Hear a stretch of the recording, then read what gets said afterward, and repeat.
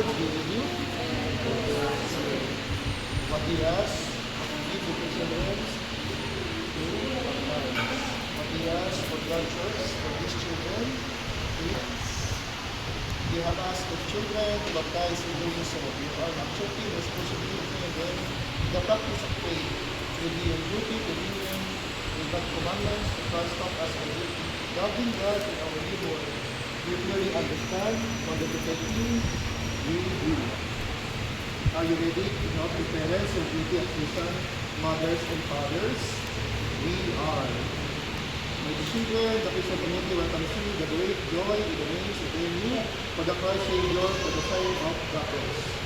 Sa nagapos po yung bata, at kung po mas nagapos, yung parents naman po sa po yung mga yun at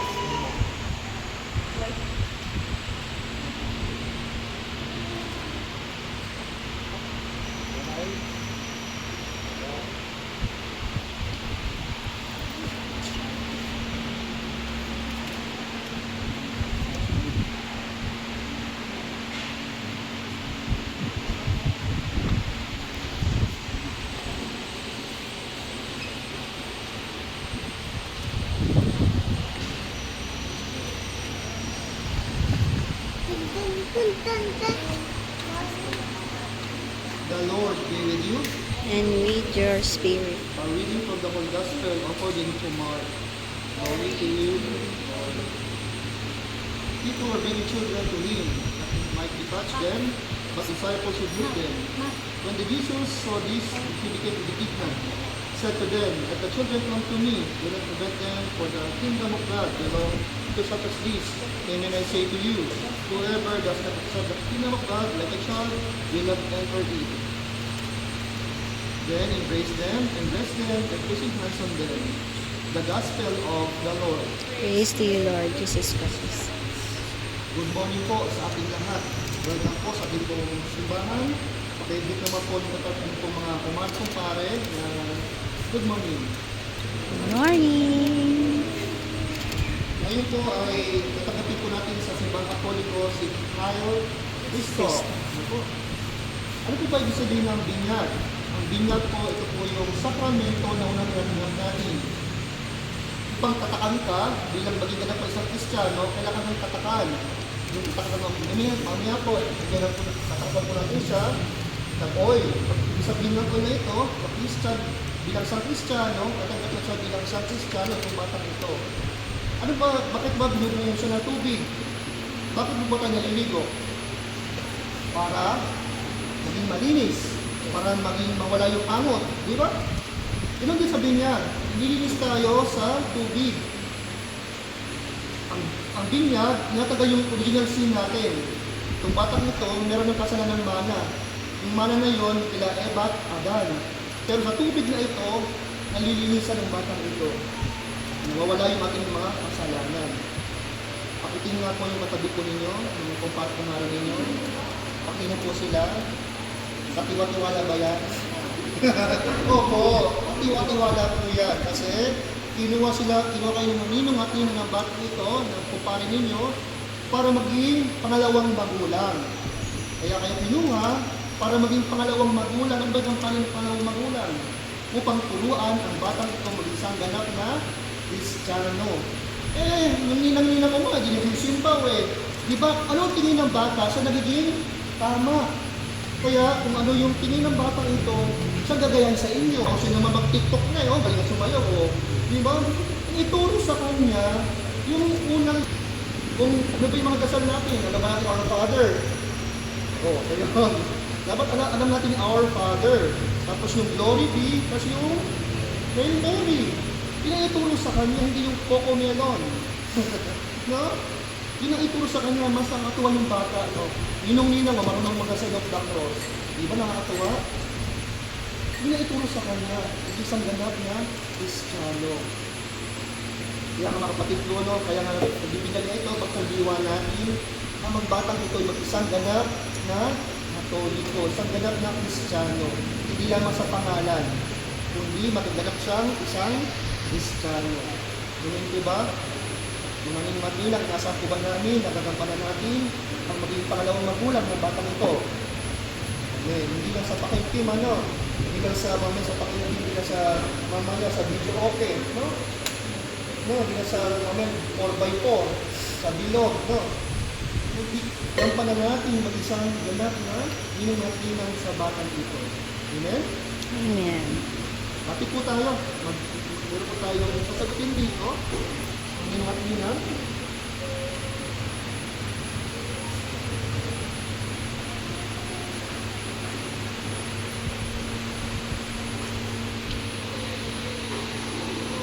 Dear parents and good parents, you have come to me to present the children for baptized and the water, the Holy Spirit. They receive the gift of new life from God, who is love.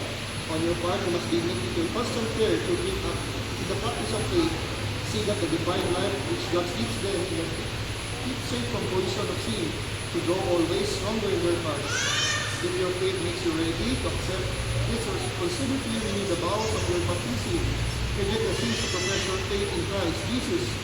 In this faith of church, this is a faith which each children are about to baptize. Sagot po natin ng malakas, I do. Do you reject the sins to live the faith of God's children? I do. I do. Do you regret the game of evil and refuse the master by sin? I do. Do you reject Satan, the father of sins and prince of darkness? I do. Do you believe in God the Father, Almighty Creator of heaven and earth? I do. Do you believe in Jesus Christ, the only Son of our Lord, who was born of the Virgin Mary, was I do. crucified, and was buried from the dead, and rose, seated at the right hand of the Father? I do. Do you believe in the Holy Spirit, the Holy Catholic Church, the communion of the saints, the forgiveness of sins, and the resurrection of body and life everlasting? I do. This is our faith, this is our faith of the church, and we are proud to confess it in Christ Jesus our Lord. Amen. Ako, bakit po tayo? Bakit po mga ninong at ninong? Witness. Baka po pumalag. Kuya ha, hawakan na po natin. Baka po hindi. Hail Cristo, I baptize you in the name of the Father,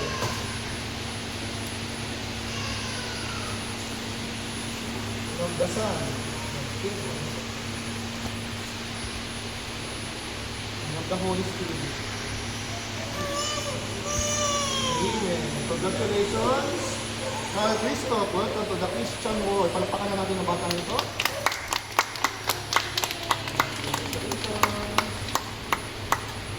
Ito.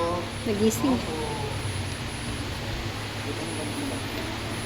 God the Father, O Lord Jesus Christ, who forgive our sins, forgiven you by earth and water, and the Holy Spirit, and what the community of the holy people, and our anointed you, the Christian foundation. As Christ anointed the priest and prophet and king, so may you always remember his body and church of the lasting life. Amen.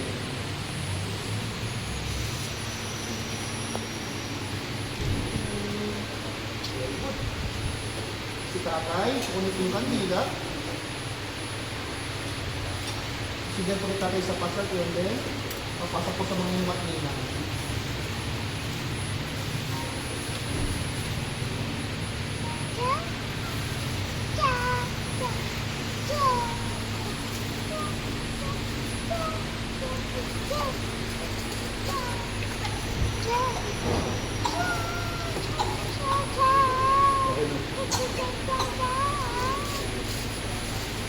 Receive the light of Christ, parents and grandparents. This is the light because of you. They keep burning brightly in your children and of yours. Being enlightened by Christ, they walk always in children of light, and they keep praying in faith in their hearts. When the Lord comes, they go out and meet him in the things never kingdom. Amen.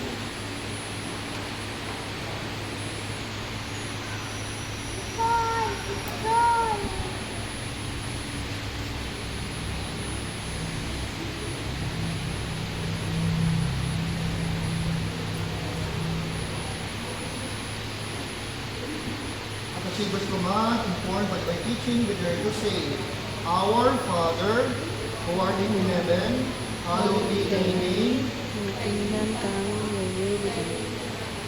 Let us do this in heaven. Give us this day our daily bread. As we forgive those who sin.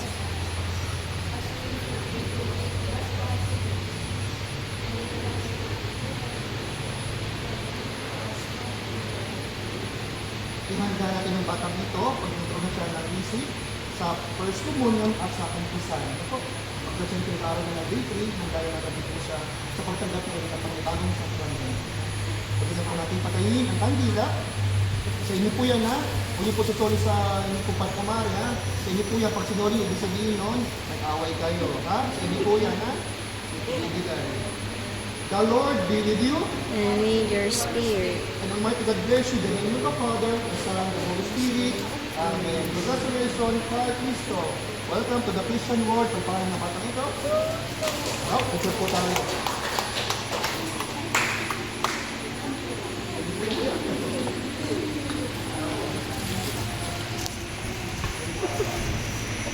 Step by step. Nila ako. Oo eh. Wag na garud.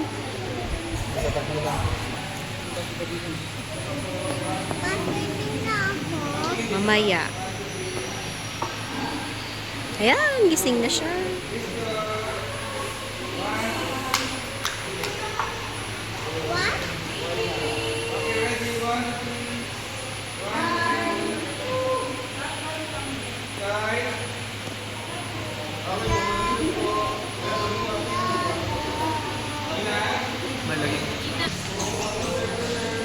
I-join mo doon, sa gitna ka. Ma'am, naka-pink. Pwede po doon kayo tabi ni sir. Balance ko lang ha.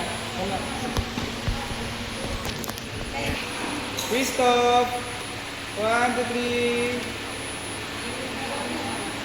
1, 2, 3.